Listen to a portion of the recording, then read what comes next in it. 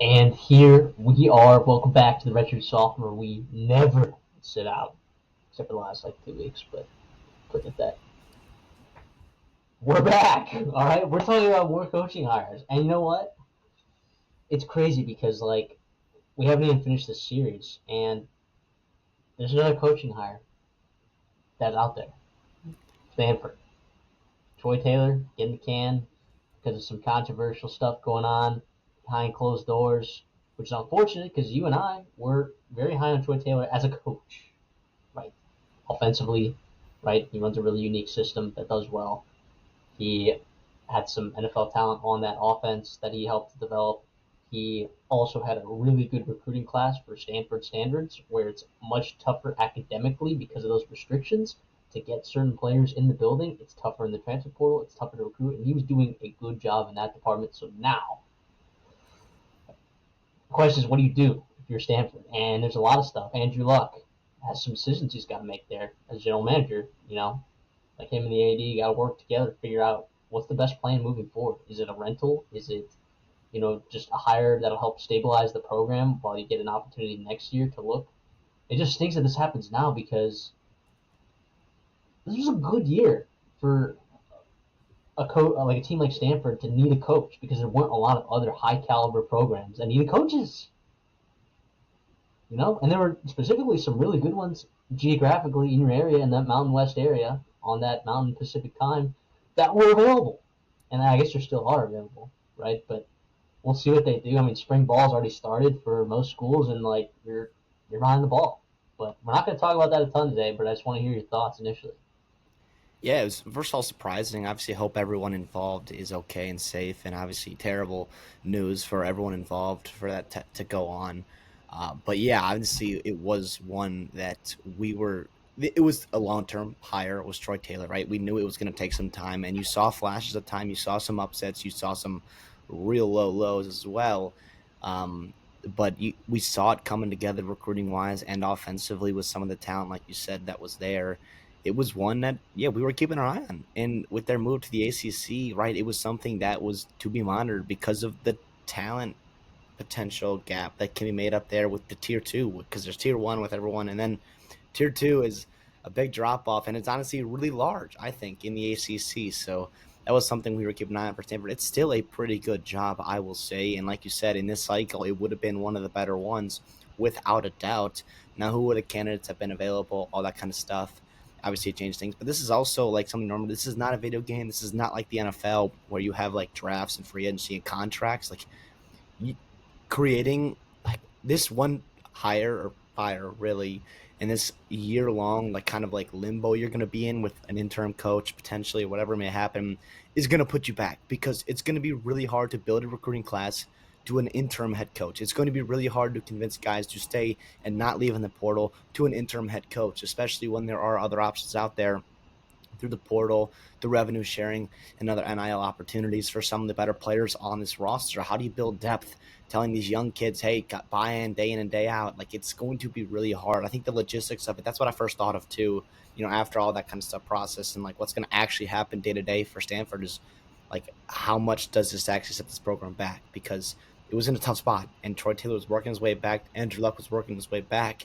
And now all of a sudden, it's here's another couple rings down the ladder, and it's going to be even that much more tougher to climb out of it, I think. Yeah, um, it stinks. It stinks. We thought that program had a lot of potential with that individual there.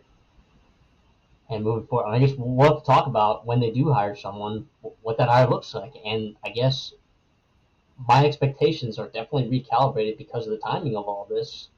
So it'll be interesting to see what kind of grades we give out for How that. do you hold spring practice? I mean, like, remember Georgia State last year and their coach just like left after a couple practice? Like, how do you logistically, like, Yeah. And guess who pounded the under 4.5 wins at plus money for just the easiest cash out of all time? yeah? So, yeah, it's really interesting. But we're not here to talk about that a ton.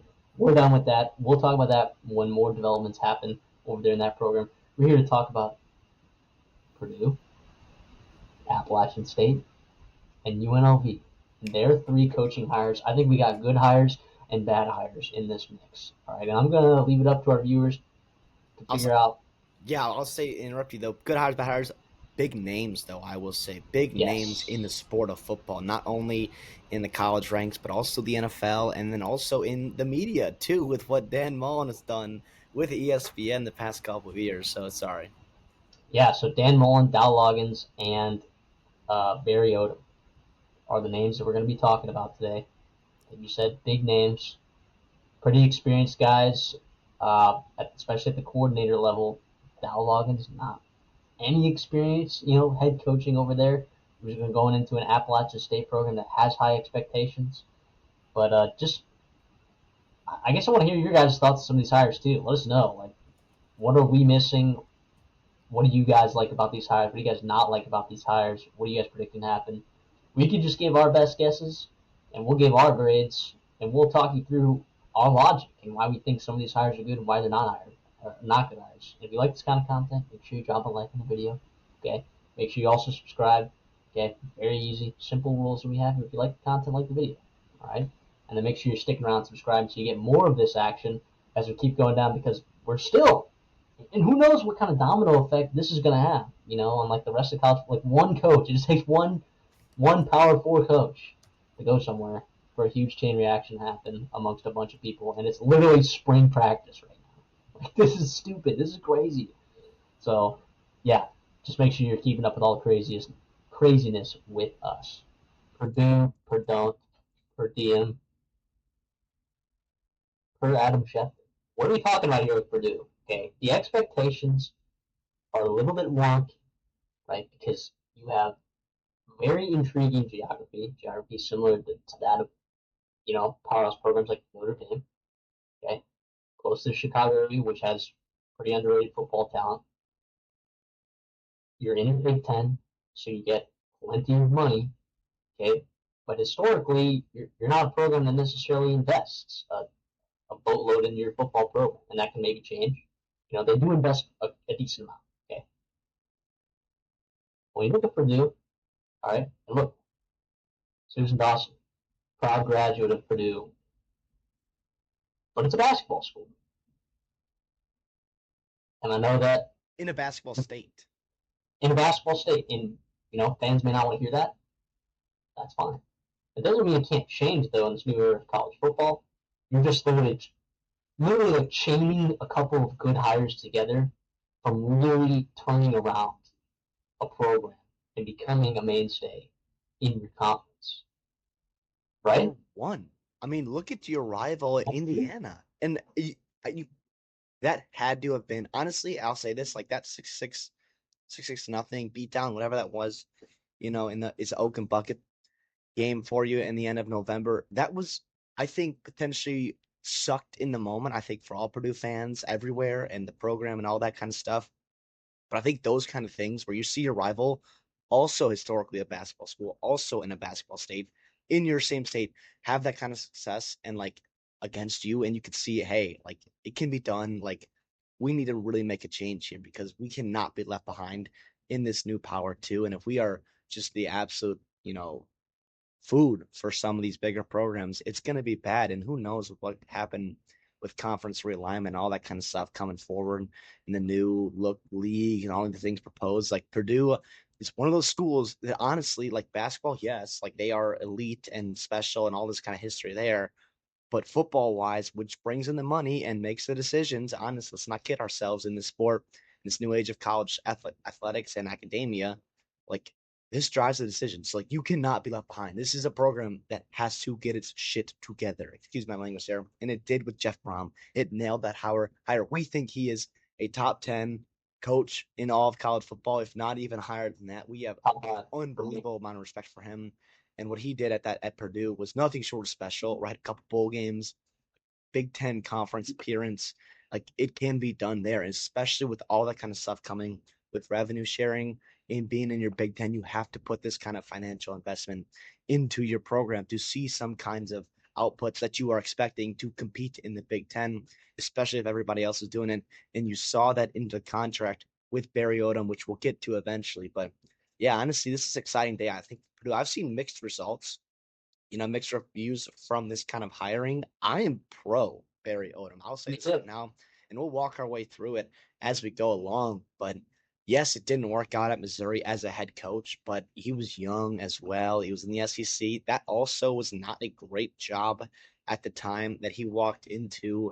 And yeah, I mean, I think it's really, really interesting. And I want to kind of be following the dynamics of Purdue investment wise in football and see what happened, with Indiana and how Purdue wants to replicate that too, because, they're not going to sit there idly by and watch their rival just manhandle them in football now. Yeah, I'm excited about it too. And let me also tell you why. Part of the reason Kurt Cignetti had success right away at Indiana was right one injecting the talent from his already really good G5 team. Boom, check. Which sometimes is scary, particularly on the offensive line. We talked about it, they're not deep there, but guess what? They stayed healthy. Okay, they had a good quarterback, right? Who didn't necessarily stay healthy, but God, was he an absolute baller? Right? Also, G5. And then because you have such a huge conference of 18 teams, there are teams with schedules and giant scheduling disparities. You saw it with Indiana. They had a very, very favorable schedule for them. And they took advantage of it, you know? And I'm not saying Purdue has that in 2025, but I'm saying Purdue could have that in any given year. In any given year. And sometimes it just takes that, a little magic from your coach, a little magic from staying healthy, a little bit of the transfer portal, and a little bit of monetary investment to really change a program for good. Okay. Will Barry Odom be there forever? I don't know. And if he's not, for purposes of taking a better job somewhere else, I think you can call that a success. I think why it's going to work with Indiana and Kurt Cignetti is because he is so old. I don't think he's looking to go anywhere else. Right? But that's a different scenario. We're not here to compare Indiana to Purdue, kind of are a little bit, but I think this is a very, very good hire. I think Barry Odom did a great job at UNLV. I think Missouri, at the time, like you said, was very tough to win. Very, very tough to win. And I think it's a good coordinator who has a good defense. Ryan Walters, you were the immediate skeptic on the hire. You were like, let's just be careful because he's young. Right? He had like one good season as a defense coordinator. It seems like he's recruiting well, which he actually ended up doing pretty well in that 2024 class. But it doesn't do much if all of your best players just transfer out of it, you know? That's And why the financial investment has to come, not to cut you off there, but mm, I mean, also, I'll say this too is this job at Purdue, it's a power two job. Like this is a big, big deal. I know it's Purdue, I get that, but is don't kid yourself, a top 30 35 job, I think, in the country, right? probably With room to grow. Indiana was never thought of as a top 15 job ever, and still isn't, honestly, but they have a top 15 coach, and it kept them there because of a couple of things. Obviously, the age and the impact, all that kind of stuff. But like Purdue, with the money it gets from the Big Ten, can give Barry Odom a spot where he could be there for longer than Jeff Brom was with that success, right? So Jeff Brom was there for a while, but he hit it big, in 2021 and 2022, right? And then he left out of there. And also different segments. I think he's going back to his alma mater, all that kind of stuff at Louisville. But it just feels like this is an opportunity for Purdue, a big one. And I think with them, potentially having the best job on the market. I mean, I think it's probably North Carolina just because of the expectation. And I think it's a little bit more aligned with the expectation and your actual ability to meet that right now with North Carolina as opposed to Purdue. But I heard that UCF is pretty close to Purdue as well, just with the future trajectory of UCF, right? fair enough, yeah. And I'm not talking about wins. I'm talking about like the overall value, whatever you want to call that, a value of the job. But Right. it was the only power two job where we thought potentially Florida was going to be opening or Arkansas, a couple of SEC schools, maybe even Clark Lee at Vanderbilt. If those schools kind of got it together, you saw that this past season, and so they stayed there. And so you had the pick of the litter. You did. Like people are clamoring to get into the power two, and Barry Odom took that opportunity. They gave him a big time salary. I can get into it real quick here. It is 6 years, which is a big deal, right? $39 million. It's about $6 million per year. It goes up to 7.25. million per year annually. You talk about assistants. It's big time. Ryan Walters, and I get it, it's different because he's coming from a coordinator spot into a head coaching gig. Ryan Walters made about $4 million this past season. Barry Odom at UNLV made 1.75 million. So it's a huge pay raise for him, and also for Purdue to put that up, to buy out Ryan Walters, to buy out Barry Odom, and then go and pay Barry Odom, and not only pay him but also pay his assistant salary pool. I think it's something about um, a little bit more. They didn't really disclose exactly what it was, but the AD basically said we're committed to doing what's needed, and that was the direct kind of combat as to Ryan Walters' assistants made half half of what Kirk Cignetti's staff made at Indiana. That is a big deal. You talk about that, and not comparing the two programs, but we are, and I think that's going on there at the administrative level, which is fantastic. So that's what I'll say there about that salary and about the financial investment of Purdue, and why I think this is not only a great hire, I think, for Barry Odom, but also Purdue putting that step forward and being like, okay, this is, we actually need to do it. We've always had that possibility, the capability of putting our best foot forward in football, and now we're actually going to be able to do it with our alignment, at the athletic department, president level, all that kind of stuff, and also with a head coaching hire, with a grown up in the room to kind of right the ship. Yeah, it just tells you that they're not messing around, right? What basketball is running itself right now. You got a great arena in Mackey Arena. You got a great coach, Matt Painter, that's been there forever, and he's not leaving. You know, like the uncertainty in that program just revolves around the football program. And if you start investing money, like Mike Babinski seems to be, as the intercollegiate director of athletics there, he was ready. He hired Ryan Walters, and he's like, "Let's." No, I was wrong. He said, "I was wrong. I don't see the trajectory of this program going in the right direction." And quite frankly, I agree. I didn't necessarily think he was going to get fired this year, but you know what? If he's not your guy, he's not your guy. Yeah. Right? And Barry was out there, go get him. All right? And they could, and they did, and they're going to pay him a lot of money. And I'm sure that NIL funds are going to start coming in a little bit more now that seems like they're taking this pretty seriously. And I hope the boosters understand the vision of Mike Babinski, who I think is a pretty solid AD. You know, people can disagree with that, whatever. But I'm just, yeah, I like the hire. I mean, at UNLV, okay, how many double-digit win seasons has UNLV ever had in their program? Ever. I mean, ever. Okay. You're looking at, what, one? In 1984, when they cheated with Randall Cunningham? One. One double-digit win season. He had 9 wins in his first year, which ended in a loss in the Guaranteed Rate Bowl against Kansas, which was, that was a good Kansas team, which was a great Lance Leipold game. Scoring like, what, 100 points in that game or something, like 800 total passing yards, ridiculous. And then you come out of this year and you win the Mountain West and you win 11 games and you get a win in the LA Bowl, all after losing your star young quarterback who's going to be throwing piss missiles this year for his team. And you did it with 2 quarterbacks. You know, I think Barry Odom, and as a defensive coordinator, I don't think he ever did a bad job as a defensive coordinator anyway. You know, I think he's just a good football mind. I think he gets the right players in the building. I think the UNLV players, like, aside from quarterback, I think they have pretty good player retention. You know, and they got some big name guys too, guys that, I don't know, you want to call them, if they were rehabbing their image. You know, maybe like some power four guys that like weren't, you know, successful at the schools that they were projected to be. You know, Jalen Catalon, yeah. Yeah, Jalen Kyle. How about Tony Brown? So I don't know how actually successful he was there.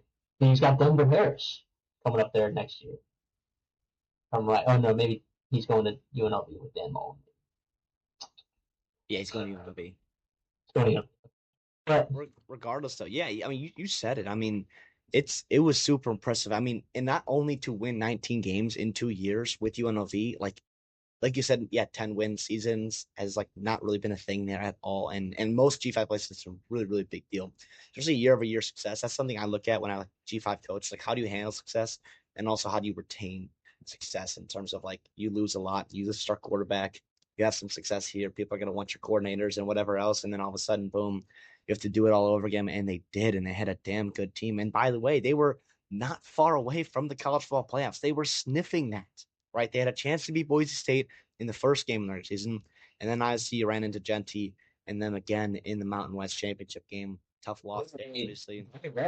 Pretty well for Ashton Genty standards. Other than the one big run at the end, I mean, yeah. So it was a pretty impressive job there by Barry.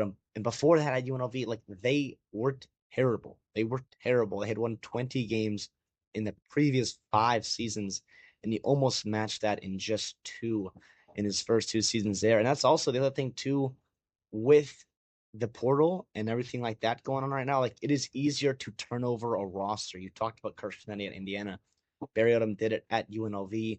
Obviously, it will not be to the success of either of those coaches or those programs, I guess, in those first couple seasons, but it's something that can happen a little bit more quickly than it has before.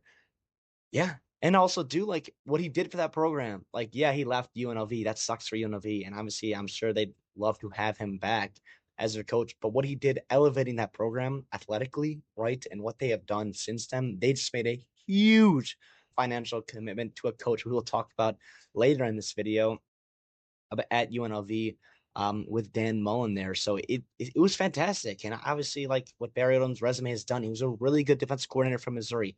He was a really good defense coordinator for Arkansas. You want to talk about giving a program life? I mean, that Arkansas program was in the pits, man. Sam Pittman was struggling, and it was bad. They were not winning any SEC games at all for a long, long time. All of a sudden in 2021, he saved Sam Pittman's career, his job there at Arkansas. His defense was fantastic, about 22 points per game.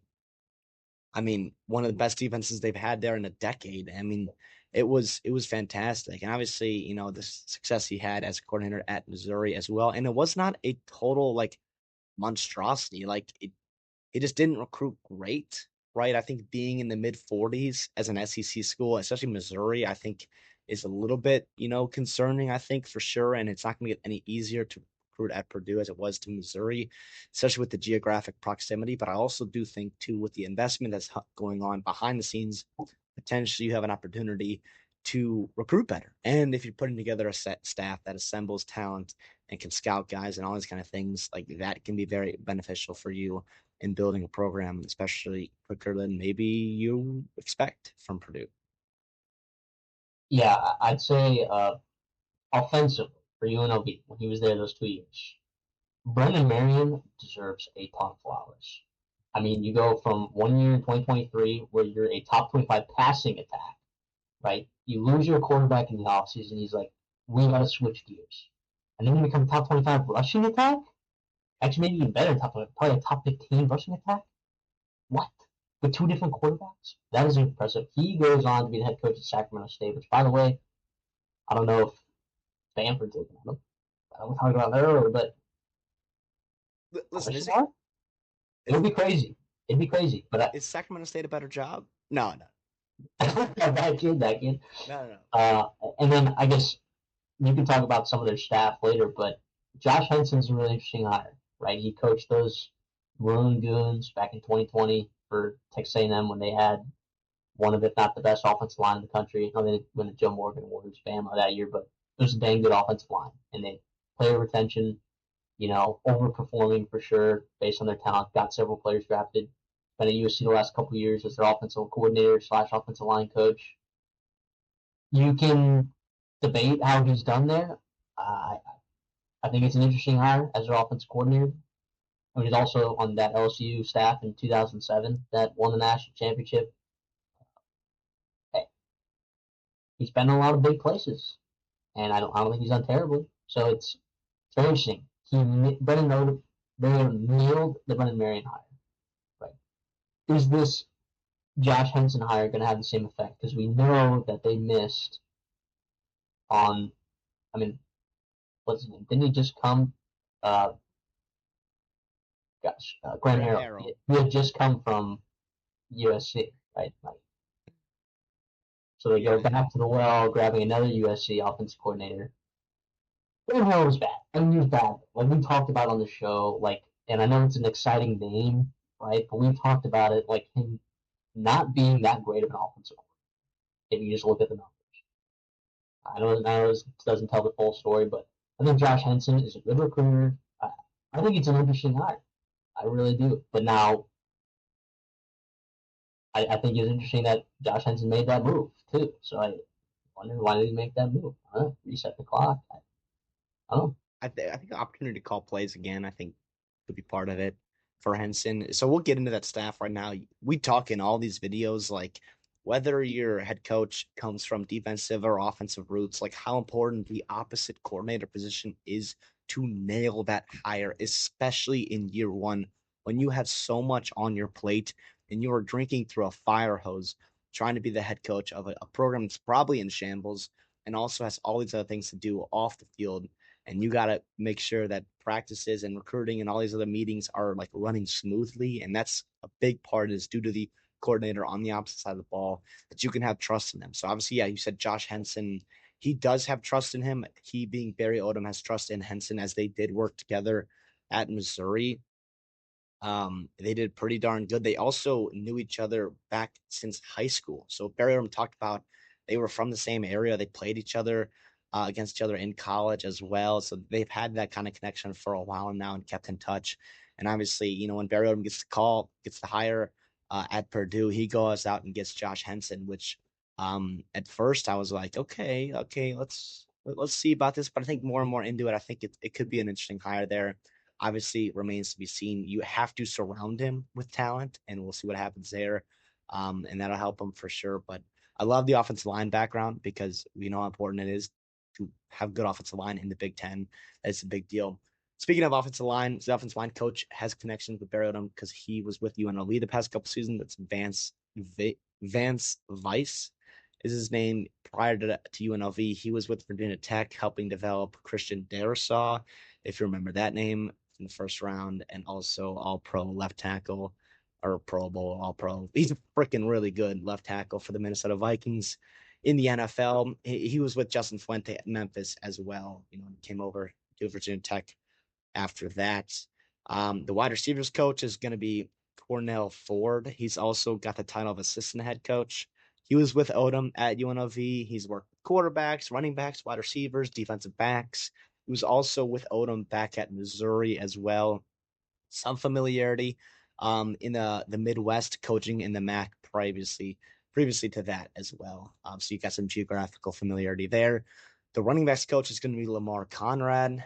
He's been at Purdue the past couple seasons, which is nice to have that mainstay there. Running back, I think, has been somewhat of a bright spot, honestly, for this program in the past couple of years with all the negativity that's been there. You have Tyrone Tracy, who did his thing in the NFL, who also helped change his position from wide receiver to running back and get him developed and be a really good, productive running back, not only the Big Ten, but also the NFL. Devin McAbee as well, a guy that's developed, worked super hard, and tried to get to a spot where he's been at. He's kind of Purdue through and through. He played DB for Purdue. He's native to Elkhart, Indiana. He walked on at Purdue and played, and then earned a scholarship. Was also a GA after that. So you love to have that one of those guys on your staff for sure. And then lastly, in the offensive staff, the quarterbacks coach is going to be Darren Hinshaw. He was the quarterback coach the past couple seasons at UCF, as well as their OC. So you have some of that familiarity as Josh Henson kind of gets back to calling plays. So you have someone else in the room that has that experience. He's been an OC at 5 different places. You're talking about UCF, you're talking about UAB, Kentucky, Cincinnati. He's a pretty solid recruiter. Is the name on him, and he also played for UCF in college. So I think part of that too is the changeover from the staff. So he loves UCF, right? Obviously, alumni, coach there, all that kind of stuff. But staff changed over with Gus Malzahn heading to Florida State. Scott Frost comes in, so obviously, Hinshaw is looking for a job, and he ended up at Purdue as quarterbacks coach. Yeah, that's a staff I like. That's overall a staff I like. We know how important that is, for a program like this to get all of that right. But even more importantly, obviously, we talk about, not more importantly, the offense side of the ball, you got to get right. Have some big names, which could work out, maybe not work out, and you do have some continuity, which is nice. At least familiarity working with Barry Odom. it's a wait and see. You know, with all these stats we talk about, like, oh, this is a good staff, this is a good staff. You know, you still have to wait and see, right? You still have to Yeah. wait and see. On paper looks fine. Defensively, so obviously this is more Barry Odom's flavor. He'll be obviously a little bit more involved defensively than he would be offensively just because of his background. So the defensive coordinator, as well as the linebacker coach, is going to be Mike Scher. He was Barry Odom's defensive coordinator the past couple seasons at UNLV. You're talking about interceptions, sacks, tackles for loss, those disruptive, negative, aggressive plays that they were so good at was part of Scher's DNA. He was also the linebackers coach for Barry Odom when he was the defensive coordinator at Arkansas. You want to talk about some damn good linebackers that they helped develop there. Jackson Woodard, right? Well, at UNLV, right? Mostly Drew Sanders, right? Grant Morgan, Bumper Pool, Hayden Henry. You talked about some of the best linebackers there was, in the SEC at the time. He also played for Odom. He played linebacker for him at Missouri from 2012 to 2016. So I love that kind of connection. It's been his right hand man for a while now, and obviously had some ton of success together, trying to bring that and replicate that over to the Big Ten. The DB coach is going to be Charles Clark. He was with Memphis the past couple seasons, 5 to be exact.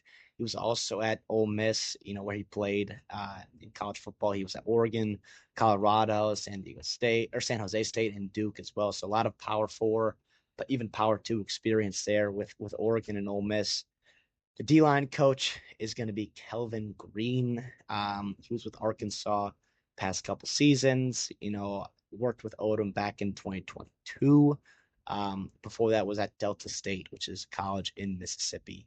And then defensive ends coach is going to be Jake Trump. He's was with Arkansas for 5 years, and 3 of those obviously had the crossover with Barry Odom and Kelvin Green, right? He also played for Odom back in 2020 or 2015. So have a lot of connections there on the defense side of the ball.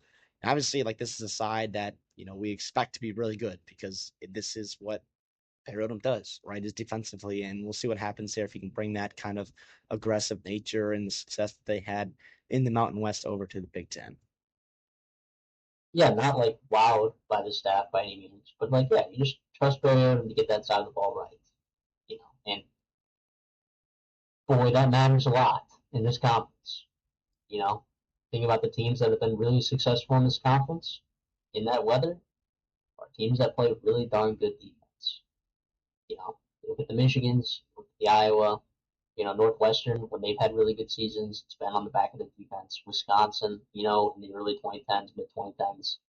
Um, this is a conference that demands a strong defense. So we'll see. We'll see how that staff all gels together. But I mean, it seems like a group of guys that are all pretty young that might be there for the long haul because they've worked with Barry Odom before.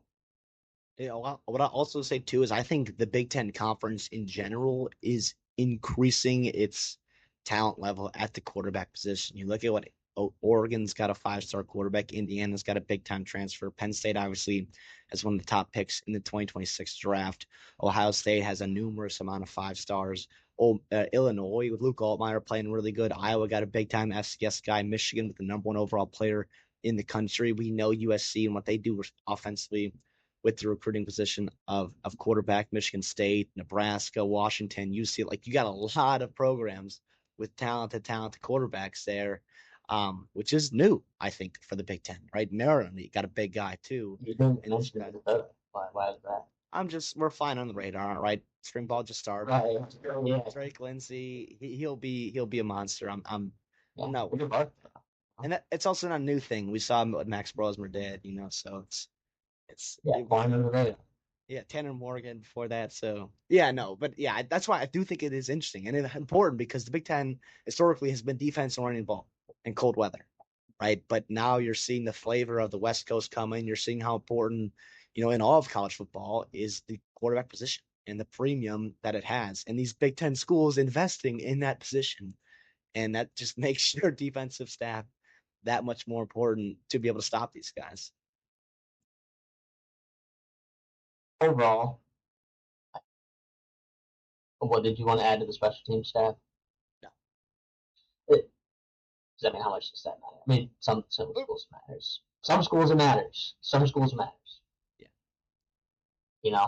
But it's also hard to judge, like, They don't have anything notable on it. So Yeah, I mean, first year special teams coordinators, they don't have time to like to culture them for special teams. But anyways, I look at this hire and I'm like, this is a darn good hire. But when we're grading these, all right, we grade these. Okay, B is meeting expectations, A is exceeding expectations, C is not meeting expectations. Right? And for a lot of these, if you watch these, you can see that we grade these a lot to meet expectations. But that doesn't mean like those are the boosters' expectations. I'm telling you, these are our expectations, or maybe expectations of fans, whatever. Like, you know, I, sorry, mostly expectations of fans is what I'd say. What can fans expect from this coaching hire and what this program's going to be in X number of years? But that doesn't mean that boosters think differently, right? Coaches can move on from coaches that don't deserve to be moved on from. So just because, like, Barry Owen, they move on from Barry Owen after 4 years doesn't mean he hasn't met expectations. He just hasn't met expectations of those that have money in their pockets.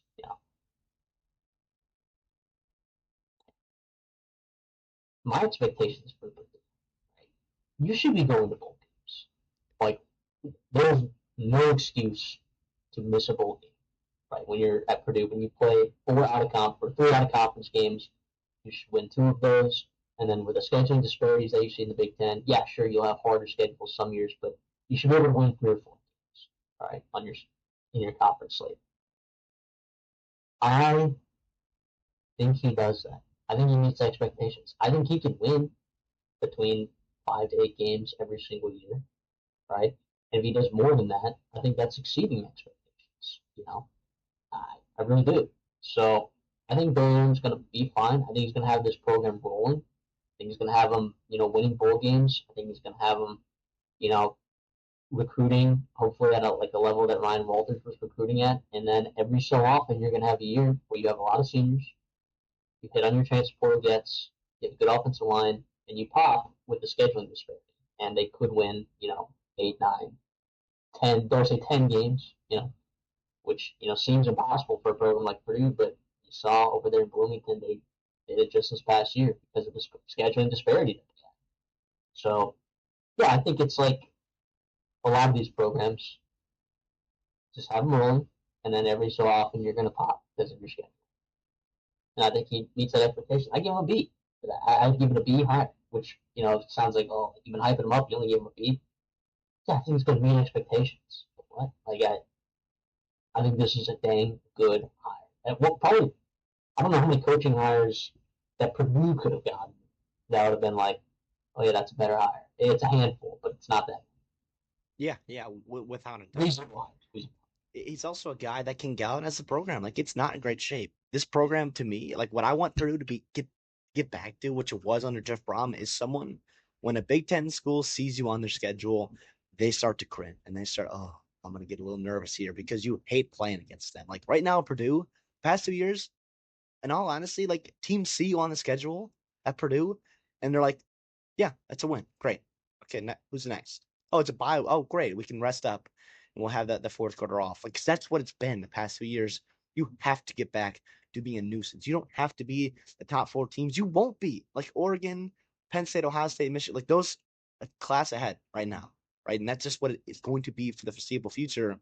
You can crawl your way up to tier 3 and the bottom of tier 2 without a doubt in terms of if you nail this coaching hire and get your academics and your athletics aligned and your financial motives aligned as well.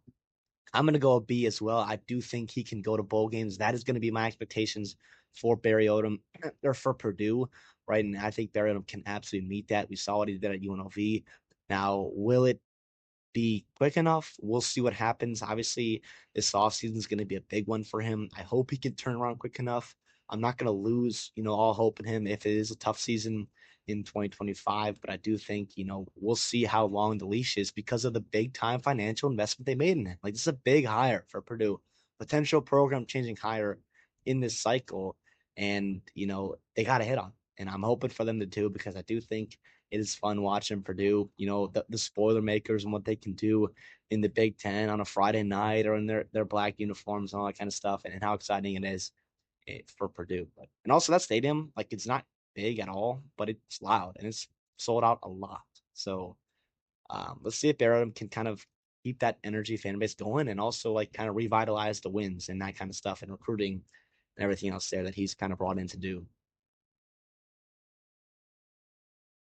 Appalachian State hires Dalvins. Initial thoughts. Major skeptic over here on this side. Major. That was initial thoughts, right? But then you have to look at it, right? And then you have to be like, all right, so I'm skeptical. So it wasn't a name that I maybe expected. Like, man, if Charlotte can get Tim Alvin, what is Appalachian State going to do? They got a Power 5 coordinator in Dal Loggins, a guy with NFL experience. But this was a point that you brought up to me off air, so I'll give you credit for it. Where has he been and where has he left? That a fan base was like, oh, shoot, Dal Loggins is leaving? South Dal Carolina. Loggins? That's it. Maybe, yeah. That's a maybe. Maybe the Bears. I mean, Jay Cutler was pretty good in 2015, but I know as Bears fans, like we didn't love Dowell Loggins for whatever reason. Maybe no fault of his own, but I think it's something notable. Like, and he just keeps getting jobs, and all of a sudden he tries his luck out in college, and then 3, 4 years later, boom, he's a head coach of a pretty damn good program. Like Appalachian State is one that, yes, they're new to FBS. I get that, but it's still a legit program in the Sun Belt, without a doubt. I mean, look, South Carolina, maybe they were a very good rushing attack this year, and I think you can credit him and that staff for getting that offensive line more prepared this year for an attack like that. But it took a while to get that going. And even with as great of a rushing attack as they had, and you have a dynamic threat at quarterback, you are still in like the bottom third in college football in the red zone. And you didn't have a good passing attack despite having numerous weapons, which we talked about in the preseason, being like, hey, look out for these names, because South Carolina has names at this wide receiver position. It ended up being Rocket Sanders and our lovely quarterback over there that we looked at, and they ended up just using them as offensive weapons. They felt like there was still just a lot of other weapons on the team that were underutilized. And I look at Appalachian State, and we'll talk about expectations when we bring up grades because, boy, is it high at Appalachian State. Okay, how many G5 programs do you go and you're like, okay, this team has never had a losing season since they rejoined the FBS within the last decade. And the first time they have a losing season, they win 5 games because one of their games was canceled because of a natural disaster, a game that which they could have won against Liberty. So you don't lose that 6-win margin, you don't make it to a bowl game, and you just get immediately can. Immediately can. I mean, they had a winning season every other season. And in the first year, they barely don't have a winning season. It's like, yeah, see, a guy that was loyal, Sean Clark was loyal to the Mountaineers. He wanted nothing but success for that program. He wasn't looking for other jobs. Like, that was where he was, and he loved to be in Boone, North Carolina. And I don't know that Dowell Loggins wants to stay there in Boone, North Carolina. I don't know if this is to him a stepping stone job. I don't know. He's never been a head coach before. So my skepticism, even as I'm looking into this and trying to look at this in a positive light, my skepticism is still real. I can't disagree with you there. I cannot disagree with you there. It is interesting. This is one that did surprise me, right? When it did happen. Now I don't know if Appalachian State fans, this was a long time coming for you, or if you're like, okay, we need something. But here's the thing, like you got mad at Clark. You cut ties with him after one tough season. Like, what's gonna happen when Loggins like struggles at the beginning? Like, because this is his first head coaching job, right? Anywhere he's been, and you step into a program like Appalachian State, high pressure, right? Obviously, high rich tradition and program success and all that kind of stuff, and the infrastructure is there to win for sure. Like, this is different than some of the other jobs I think on the market here. We talked about certain reasons why jobs open in the first place. Sometimes because your program has too much success where your coach ends up heading out somewhere else for greener pastures, and you get to kind of a coach comes in and gets to kind of continue that momentum going, or you need a program reset and you got a real mess to take over. This is not like somewhere in between there where you've got a program that is going the right way. It's just the coach was fired, potentially, on a short leash, and you got to step in there. And yes, what he did at South Carolina, I will say I was impressed. I did think he did help, with Spencer Rattler and getting him drafted and putting people around him. Also developing a guy like Xavier Legette as well. He did help develop Lenore Sellers. It was going to take some time. This was a young kid. Yes, they struggled early on. They let Old Dominion game look gross and ugly.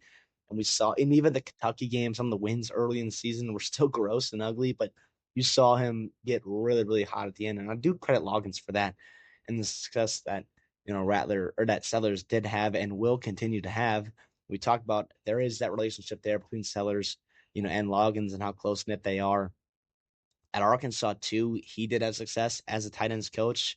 You talk about recruiting Ty Washington, Luke Haas, like a couple guys really talented in their own right at Arkansas. That's where he got his degree from, was a walk-on quarterback there, eventually earning a scholarship. So great story there for him. But it's interesting. It is really interesting. You know, he was making $1 million at South Carolina, so plenty of money there. He's also made plenty of money throughout his career. It's not like this is some kind of, I need to make some money here for your family, but he had a good job at South Carolina, and like he wanted to take this job. This is to me an interesting spot because it is a great job, and I don't blame him for it at all. Also, the good news for App State is that there is no buyout because in his contract clause, in his buyout clause, like if he left his spot for a head coaching job, right, he didn't have to pay a buyout, which is fantastic. They did not release the actual, monetary, amount for his annual salary that Dowell Loggins will make at Appalachian State, but it's going to be somewhere between 1.5 to $3 million. I know it's kind of a big range, but somewhere around there. So it's going to be a step up in his salary for sure. Obviously, a significant step up in responsibilities as a head coach. It will be a 5-year deal, which is awesome. But it's something to keep note that it is his first head coaching opportunity. I'm going to keep saying that because I do think it's important. And for a guy that, yeah, has had success, but also has been fired from plenty of places before, it's just really, really interesting that this program in this athletic department decided to go with Loggins, who I'm sure they had plenty of other options to go with. What about Loggins made them so enamored with him and his ability, obviously offensively, his calling card and success there that they can have in building this program back up to, Sun Belt contender and a college football playoff contender in that G5 spot, without a doubt. It's really, really interesting. And, obviously we're not the highest on them, but we're going to give them benefit of the doubt, give them a chance to earn a spot there at App State. Obviously root for them. We love when App State's doing well. College football is better, I think, when you've got some teams in the Sun Belt that are pretty darn good and competitive. And yeah, it'll be really, really interesting. I don't know. I don't know. It's very odd. It's very odd. Now, I wouldn't be surprised by like a first year surge, like I wouldn't be surprised if it worked out, to be honest. I'm skeptical, right? But also too, I mean, he has the talent coming in from the transfer portal is good. Look at the quarterback position. Are you serious? AJ Swan and JJ Cole competing for QB1 at App State after Joey Aguilar leaves? Unbelievable. That for a G5 program, that is crazy to have that kind of competition. That's nuts. Think about the Power 5 schools that would beg to have that kind of competition in the league. Think about it. Am I wrong? No, no, not at all. Those are no, no. You first of all, you've got a proven guy in the SEC, AJ Swan, and you've got Yes. a high upside guy in JJ Cole. Like that is amazing, amazing roster construction, by Dowell Loggins. But if you don't win, it just makes it that much worse because your expectations are so much higher. If I was a college football coach, like taking over a program like Appalachian State would really make it. Obviously, the guys that are being the head coaches of these programs are different people. Elite They're competitors. elite competitors, right? So like he wants to win there. I know that, and maybe he can. But those expectations are so high. It is, you have to compete for the Sun Belt Championship every year or you're done. That's it. No In fans or buts. in a spot in college football where it is harder to win at the G5 level than it has ever been. And by the way, the Sun Belt Conference, have we talked about this the last several years? The Sun Belt Conference may be the best G5 conference, most competitive, most talent depth conference that there is. South Alabama has a new coach that I think did pretty. That well, we'll see how he does. Yeah. Arkansas State. Okay, Butch Jones is doing better things there, right? Offensively, I mean, go up and down the list. Southern Miss now hires Charles Huff. Uh-oh, watch out. A Like, lot of good coaches. and that's a program that has plenty of resources. Both of the Georgia schools. Georgia State's in a worse spot than Georgia Southern, but Georgia Southern can get you on any given, with Clay Helton there and that offense. Like, it is a never-ending gauntlet in there. The only team that you could maybe be like, okay, well, that's not a great program. They don't have a lot of resources. Is freaking Will Monroe, who freaking with Brian Vincent did fantastic. In year one. And you won. This is the expectations are high, and it's gonna be tough. So I can't help but factor that in my grade. We talk about grades. Again, we'll reiterate this every time we talk about grades. B is meeting expectation, and A is exceeding expectations to us, and a C is not meeting expectations. You have to factor in those expectations for these grades. Otherwise, I don't know, Bill Belichick gets an A automatically, and you know, a guy like Zach Kelly at FAU gets a D. But you just have to factor in expectations with these programs, and they're just too high for me for Dow Loggins. But we'll talk about that later. Do you have any comments on the staff here? Yeah, so it's going to be interesting because Dow Loggins has been in college 3 years, college coaching for 3 years. So a lot of these program coaches have cut their teeth through the D2, the FCS, then G5, then the Power, and all this kind of stuff. And here he is, and kind of comes reverse. Starts the NFL and comes his way back to college. So his coaching tree is a little bit different, and his connections he has is a little bit different than some of these coaches that we've talked about. So obviously, we'll start. He does have an assistant head coach. All right, it's gonna be Clyde Christensen. This is that NFL intrigue there. So he was a senior advisor to UNC, the head coach there, Mac Brown, in 2024. But before that, he was with Tampa Bay Bucks as the quarterbacks coach for Tom Brady. So not too bad there.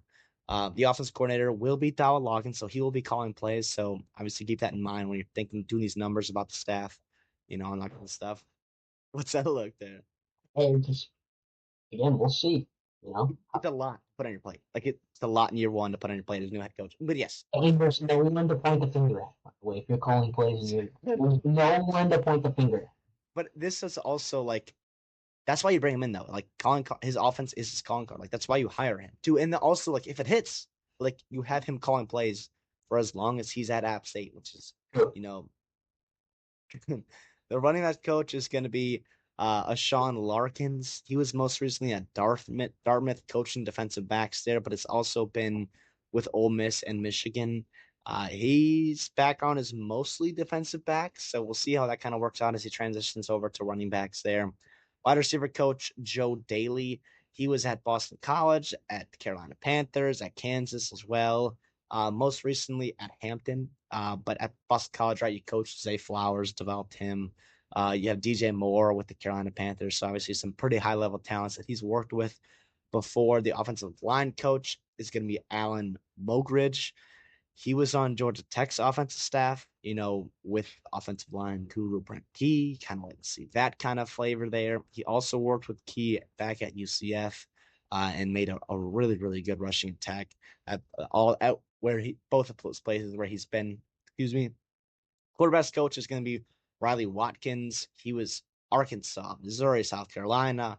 He worked with Loggins at South Carolina the past couple seasons. He's super, super young, right? Very, very young.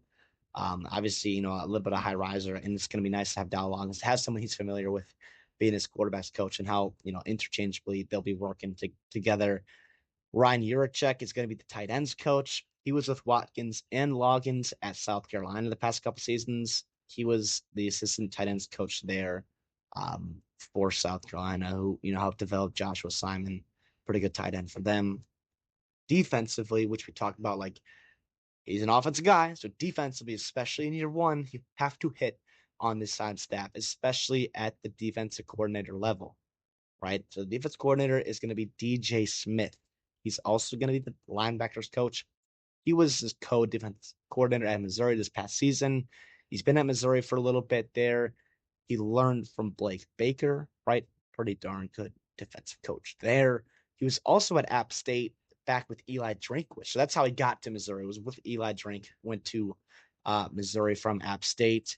But he was at App State from 2018 to 2019. Love that kind of familiarity there. I think, fans will remember him.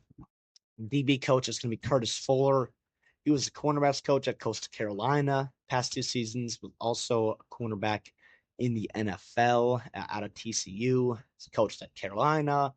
So he's familiar with the Charlotte area. Also coached high school at Myers Park High School. So I love the North Carolina, connections there. He also, like at Coastal Carolina, developed pretty darn good corners as well. The edge coach is going to be Anthony Shakir. He'll also be serving as the defensive recruiting coordinator. He was the D-line coach at Ball State this past season, and then was at Chattanooga, East Tennessee. So it's kind of around, that not too far from the appellation there. Shakir was a member of App State defense staff from 2018 to 2020. He was a defensive analyst in that big 2018 season where they went 11-2, and then also a quality control assistant for the defense during that 13-1 season back in 2019 where they hit it big. The D-line coach is going to be Keith Jones Jr. He was coaching defensive line with the Patriots the past couple seasons, so that's where that NFL flavor kind of comes in again. He also worked with Loggins back at Arkansas in 2022, where Jones was a GA. He also played defensive line at UT Martin. So we'll see. Obviously, like it's a lot of young, new, different names, I think, than that kind of get passed around in the coaching world before. But listen, I mean, it's a big staff, like very important staff. I'm sorry for Dowell Loggins because he's going to be drinking through a fire hose because of all that kind of stuff he's going to be going through because of how high the expectations are at Appalachian State. Like you said, we'll see if it works out on paper. It looks fine offensively. I mean, you trust Dowell Loggins to get that right. He's got some connections, some nice names there. Defensively, we'll see how DJ Smith does as the full-time play caller there with a lot of responsibility on his lap, leading that defense. We'll see. We will see.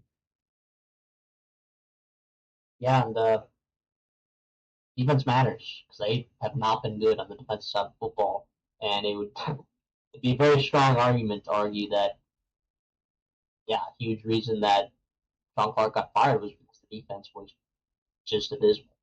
And they did not perform in a conference where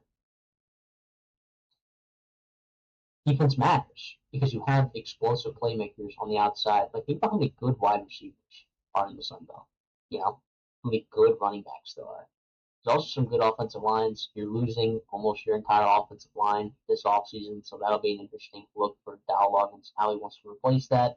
I know he's already gotten some guys from some lower levels to kind of help replenish that, but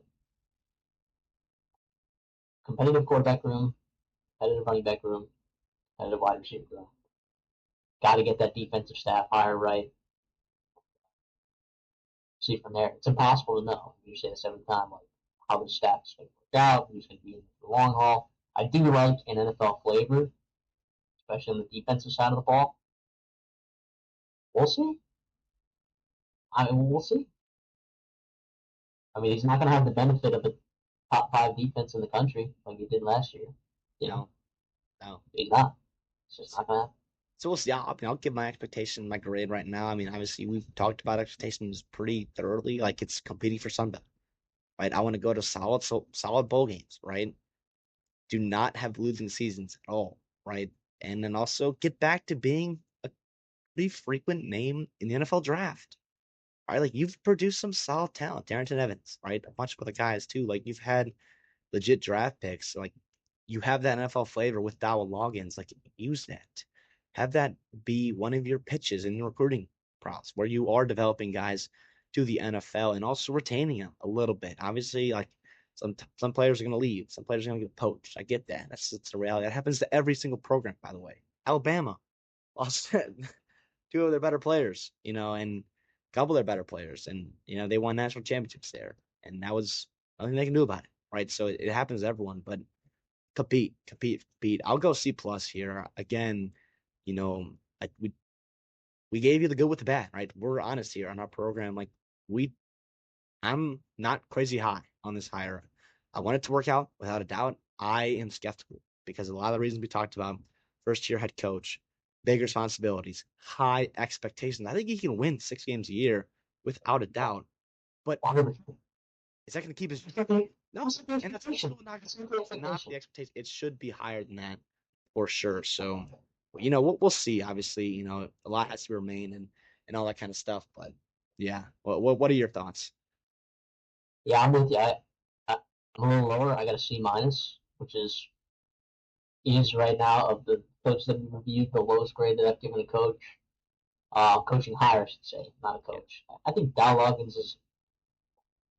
I've been a little bit negative about him from a coaching aspect. I don't think he's necessarily a bad coach. I just think it's for a first-time head coach and a guy that maybe is inflated to be better than he actually is. And again, he could totally prove me wrong. And this is a program where you can win, because of the culture that's there, because of the fan base, because of the money, because of the geography. He has everything you can possibly want to win. And I think he could totally do that. I just don't think he's necessarily going to meet the high expectations of winning 8, 9, 10 games a year. Like that, unfortunately for him, that's the expectation. yeah, So, and I, I think that's hard to beat. There are not a lot of guys that they could have hired that would be like, okay, yeah, oh, this guy, now that, yeah, they're going to win 9, 10 games every single year. And just with how competitive the Sun Belt is and will be in the future with some of these new coaches in there, I just, I find it very hard, very, very, very hard to believe that, that he's going to meet expectations. So I give it a C- for that reason. Doesn't necessarily mean I think he's a bad coach. I think he would do great at a program like Georgia State, right? I think he would do great in certain Power Four schools as an offensive coordinator. I just have my doubts about him as the head coach at Appalachian State. Let's go over to UNLV. Dan Mullins is back in the picture in college football. He is the head coach of the Rebels of Las Vegas. Yeah, I love the hire. What do you say? I mean, Dan Mullins a great coach. All right, and now you have this funny thing called the transfer portal, right? Where UNLV wasn't going to recruit at a super high level regardless, with him there, with him not there. Now you can just go pick out players in the transfer portal. Like Dan Mullen's knock was that he's not a great recruiter, which he didn't have to do at Mississippi State. He just had to elevate the talent that he had and bring in a great quarterback, right? He had a really great staff there defensively. Like they did a lot of work for him there. So Dan Mullen just needs his quarterback, bit of a defensive staff, and now he's going to be dipping in the transfer portal. And he's got talent to work with, right? He's got more resources than he needs to win at UNLV at that level for the competition that they're playing against. I think this is a fantastic hire for them. And I think they did a really, really good job going and getting him. yeah, without a doubt. It's going to be intriguing. I think a lot of people, have when you think Dan Mullen, the head coach, you go back to how it ended at Florida. Like, yes, it was bad and it flamed out, and it looked like he was a guy that, was going to take Florida back to being what Florida was under Urban Meyer when Dan Mullen was there at Florida. But he was a pretty damn good coach, right? Offensively, we know what he does, right? We also know how success he had at a program with limited resources at like Mississippi State in the SEC. Yes, it was so much different 10 years ago than it is today, in college football in general. But the reality is like that happened, and you cannot take that away from him and what he did there too. And also like he kind of was able to rebuild his brand just a little bit at ESPN. I thought he was pretty good there. He also was making solid money on ESPN.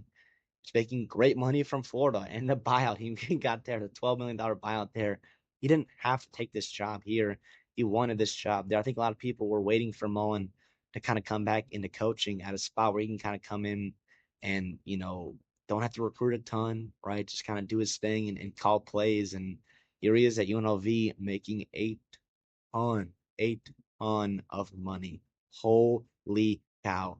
$3.5 million a year is ridiculous from the Mountain West, ridiculous from UNLV, ridiculous in the G5. You talk about, an investment, right, in your program, right? So even the Pac-12 schools, the Pac-2, right? You're making over $1 million more than both Dicker and Bray made this past season at Washington State and Oregon State, respectively. You're making over $1 million more than what Alex Golish and Jeff Traylor and some of the other highest paid coaches were in the G5. We talked about Barry Odom in that Purdue video and what he did revitalizing this program, and they're kind of ready to pounce on it and capitalize on it. This is big time. This is a massive investment. The UNLV athletic director kind of made headlines because he talked about how they didn't have the money to pay, after the first couple seasons on the contract, which is fair and probably true. But I think a little bit more headline than actual meat of the story, because they'll get to it eventually. I'm not worried about that and what that means for this program. It's something to monitor for sure, but I'm not too worried right now as we stand in 2025 in year one of his contract. You talk about $3.5 million. That's more than what UCLA, Deshaun Foster's making. Big Ten, the Big Ten coach, Deshaun Foster, Double what they paid Barry Young. double. Now And Barrett was a that big fan too does at the time. that does it's almost double what Jay Norvell makes. I'm looking at an article 2024. He was the highest paid coach in October. I don't know what these salaries look like now, what kind of extensions there are, right? This has to recalibrate your expectations of UNLV, right? Because like when we talked about UNLV expectations 2 years ago, it was like make a bowl game, and you were like, Stay here, forever. yes, what do you want? Stay here forever. You make a bowl game, but now if you're paying a coach 3.5 million, that has to reflect your expectations. It has to. It's cutthroat. It's become a cutthroat. It's going to be a cutthroat job. Dan Mullen, is a legit chance he gets fired from this job. Now, do they have logistically? Do they have the money to actually do that and pay his buyout and all that stuff? Probably no. But you talk about expectations being crazy high. Like they have to nail this hire. Like it And can. they rejected at least Pac-12. where they rejected the Pac-12. Like they were saying Mountain West build something there, and they want to freaking dominate everyone and get those comfortable playoff bids. I mean, that's what they want, and they just might get that with Daniel. Now here's the thing with that. So that's what we talked about, recalibrating expectations. So in these grades, like I think like in a lot of people's mind, like this is an A+ hire, right? But I think you have to recalibrate your expectations. Okay, because you paid him $2.5 million.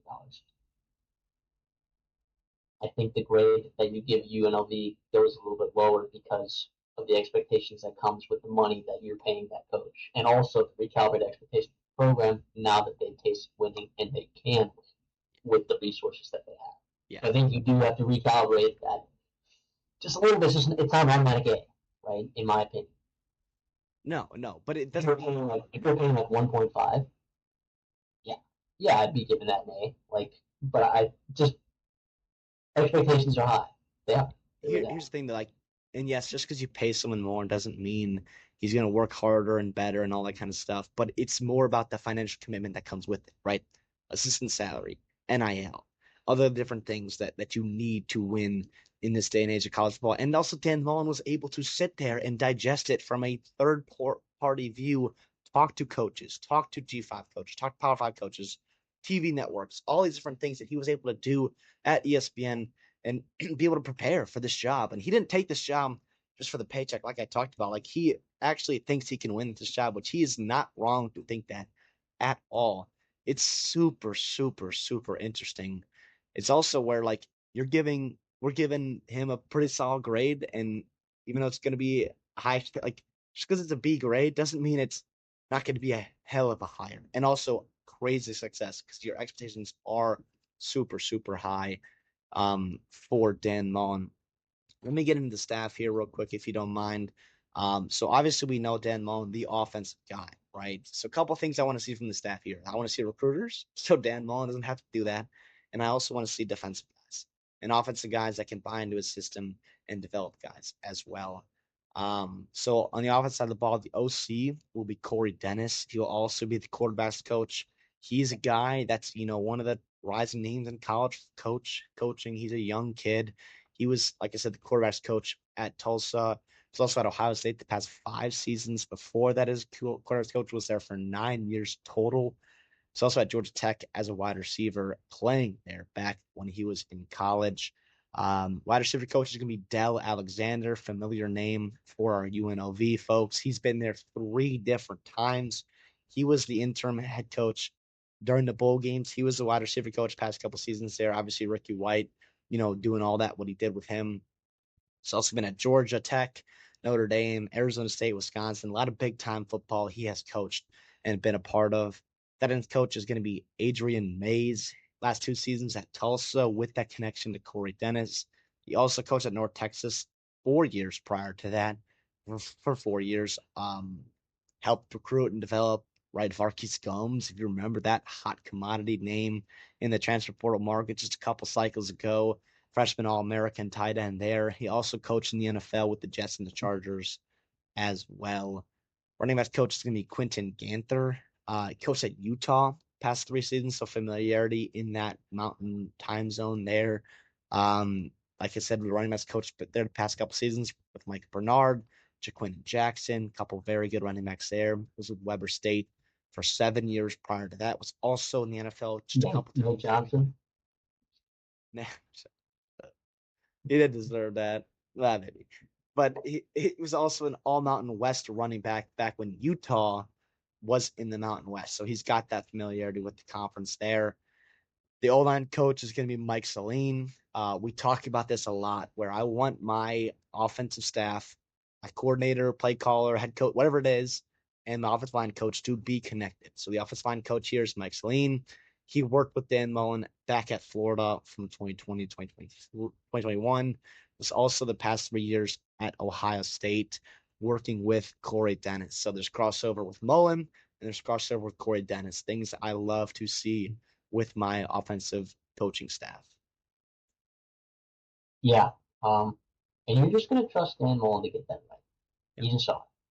And if he can, it's gonna be big problems. I mean, if you scroll this transfer portal list, like yeah, they lost a lot of guys, but like you scroll through this list of transfers that they've gotten in the portal, particularly on the offensive side of the ball, and you're like, oh, Dan Mullen might mean business here in the era of the transfer portal. Hope so. Well, I mean, it's also like with Abner Sharon too. It's a little bit more streamlined. I think he picked and chose his spot wisely. I don't think this is a fluke that he's joining in 2025.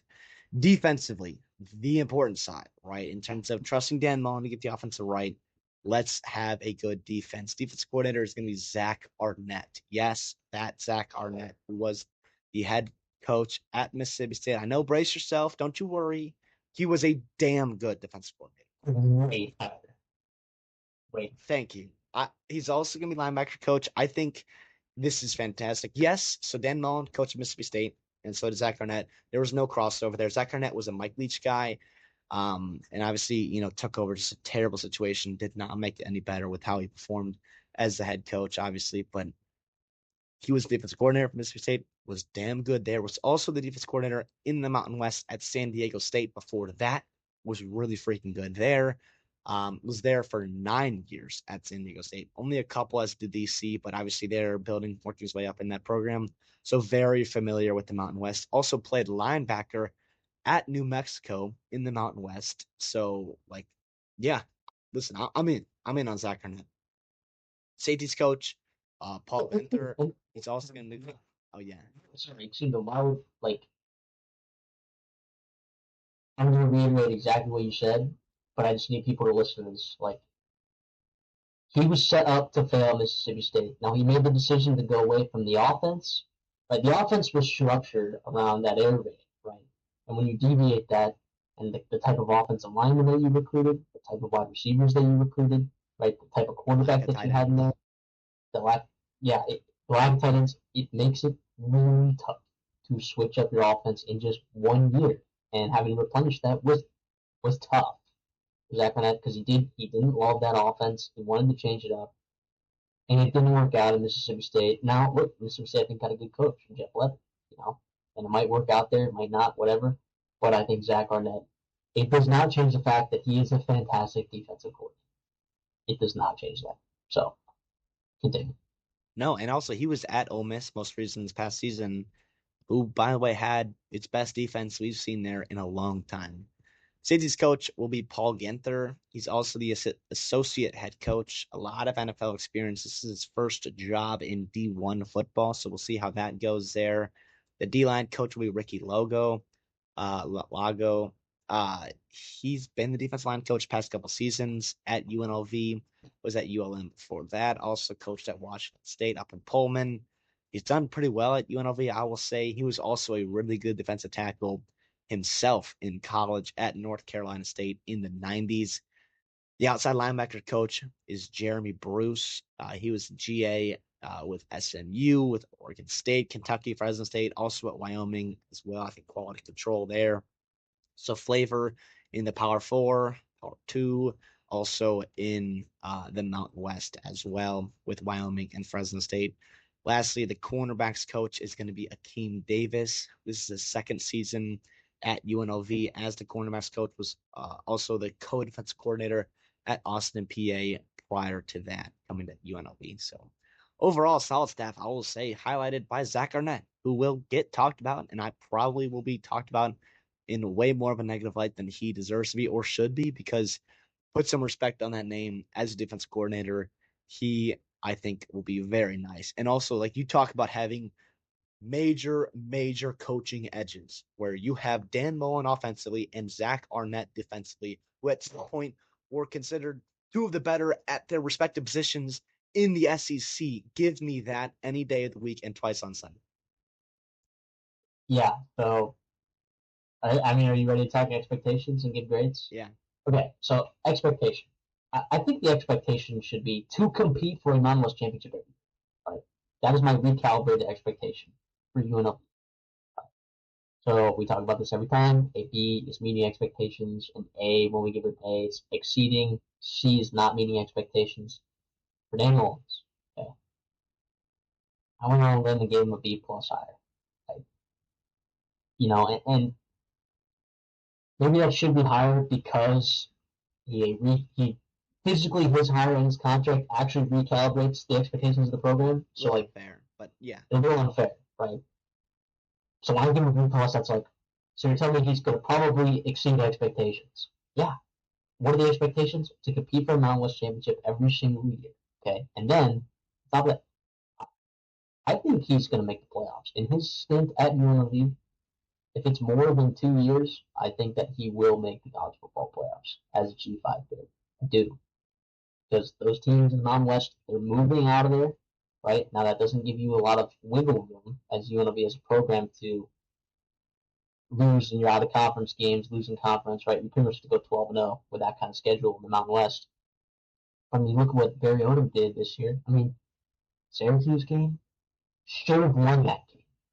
Jackson Woodard dropped a blatant interception that would have won them the game, and then Syracuse ended up going down and scoring and win the game. Boise State, you talked about earlier, like that was a close game that they had. This is a fantastic hire. This was like as good as it was going to get for UNLV, in my opinion. But again, maybe it's unfair that we have to recalibrate expectations because he was hired, you know? Yeah, without a doubt too. Also, I'll give my grade here. I'll go B. I'm just gonna approach with a little bit more caution in terms of just going out full on saying this is a freaking home run hire. I'm really excited about it and to see what happens there. I love the investment that the program and the school is making in Mullen and the program itself as a football school. A couple things I think are very exciting, and I don't know if it's slam dunk, but I do think Las Vegas is not a football town. right? It is a lot of other things, but it is not a football town right now. You've got the Raiders coming in who have been terrible and are getting a new coaching staff in there. Listen, UNLV can make some noise in that town. I think that's not crazy to say that at all with Dan Mullen there. We'll see how they use being in a large market like that to their advantage, NIL wise, and what kind of competitive edge they can have when you're talking about playing teams, from Laramie, from Boise, it's from different Albuquerque, like just different settings from being Las Vegas to some other smaller towns there. So we'll see what happens there. But I think it's really, really exciting. The other thing too there that I like this hire and the way they did it is, yes, you have a lot of investment put in him, but also, like you said, if he's there for longer than 2 years or whatever it may be, even if he hits it off and he goes back to the Power Two, the buyout is pretty high, like $7 million, and so you get to put that back into your program. And we talked about as G5 schools, like the reality is you have to string together hires, and I think this is their step one. Step two is Dan Mullen. If that hits, step three will be whatever comes after that, and you can just continue to use that program. It's in a better spot every single time you're hiring someone new, and you can just continue to grow and build your program. Barry Odom, you have to thank for that, because what he did to that program in 2 short years, yes, he's gone, whatever. But the fact they are able to put this much money into it is credit to him and a testimony to what he did and his staff and the players there. Very excited for UNLV. I think the Mountain West being very competitive with a lot of good coaching staffs there, a lot of talent in that spot, in that conference, new coaching staffs, obviously, but you've got a couple good programs there. And you talk about Mountain West, you talk about Sunbelt, you talk about American, and you talk about programs that are pretty darn good. And you want the competitive balance in those leagues to kind of rise the cream to the top, where you can get a spot where you have competitive G5 schools in the playoffs. I think it's something that's a dream of mine. I would love to see that in college football in 2026, 2027, so whatever it may be. But Dan Mullen is obviously a big part of that plan, because what he can do offensively and honestly knowing how to run a program like he did, you know. Give credit to Eric Harper too, the athletic director. Oh yeah. He's been there for over a decade. He waited his turn in line, as like senior deputy, whatever, administrator, and he saw, what happens when you hire guy. I mean, Tony Sanchez at first was thought to be a good hire, you know, but he saw the hires of Tony Sanchez and Marcus Arroyo, right? Both of which, like at the time, were like not bad hires. But he gets plugged into AD in 2022, and he pulls a plug immediately on Marcus Arroyo. Um, and he's like, let's go get my guy's Barry Odom. That's my guy. Let's go get him. Got him. And now his guy's Dan Mullen. So it's 1-for-1 on hires right now. I'm gonna trust him to make decisions like that. Um, let's go. I'm excited, just as you are. That's gonna be it. That's our another coaching hire grades, coaching hire previews. For this 2025 cycle. Thank you guys for tuning in. We can't wait to keep covering this. We got, a lot more teams we got to talk about. What, 1, 2, 3, 4, 5, and now a sixth team in Stanford, whoever they hire.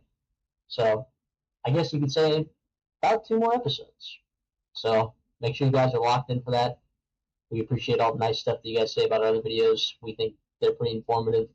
They're not as informative as we'd like them to be. Let us know in the comments. But also if you like the content, like the simple rule. So we appreciate our Spotify listeners as well. If you can give us a 5-star review, that'd be incredible. If you're listening on YouTube, think about subscribing. If you've made it this far, an hour and 17 minutes in, an hour and 20 minutes in, whatever. Just thank you guys. See, anything for us on the way out? No, appreciate you guys. Obviously, March Madness going on. Baseball's starting. You've got the Masters and golf starting up soon here, but this is college football, man. College football's a 12 months round. You've got spring practice going on. You got recruiting weekends going on. Stay tuned. A lot is going on. We hope you're enjoying your time here. Hopefully you enjoyed the content as well. And thank you guys so much. We'll see y'all in the next one.